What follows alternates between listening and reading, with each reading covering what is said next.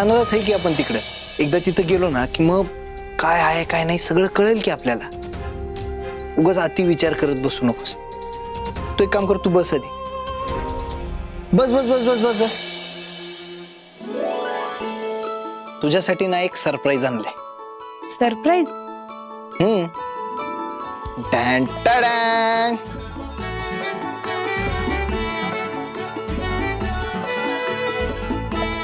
गुलाबजामुन? धैर्य, खरं सांगू का, मला आता काहीच खायची इच्छा नाहीये. काहीच खायची इच्छा नाहीये म्हणजे? आता एवढ्या प्रेमानं गुलाबजाम घेऊन आलोय तर खायला पाहिजे ना. आणि तसंही मी असं ऐकलंय की जर गोड खाल्लं ना तर डोकं शांत होतंय.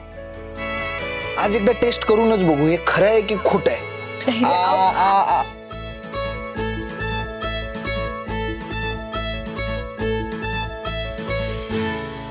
हा, म्हणजे मी जे काही ऐकलंय ते अगदी बरोबर आहे. बघ की अर्धा गुलाबजाम नाही खाल्ला तर कसलं हसू आलंय चेहऱ्यावर. आणि असंच हसू मला माझ्या बायकोच्या चेहऱ्यावर कायम बघायचंय. आयुष्यभर तिच्या सोबतची प्रत्येक मुवमेंट अशीच सजवायची.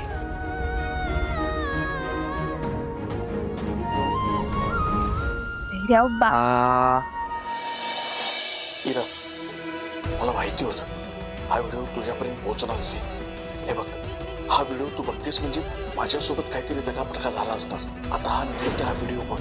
ह्यात जे काही दिसतंय ते एकूण एक खरं आहे. सर्वीच्या बापाचा म्हणजे मधुसूदन नाईकचा खून ताईनेच म्हणजे दामिनी मुजुमदारनेच केलाय.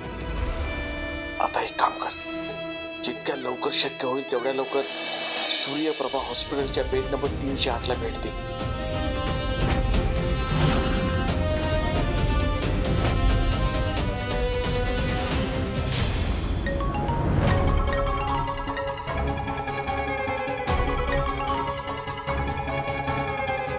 मॅडम नमस्कार.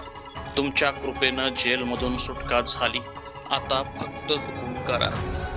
तुमच्या सहकार्याची पुन्हा एकदा मला गरज आहे. उद्या सकाळी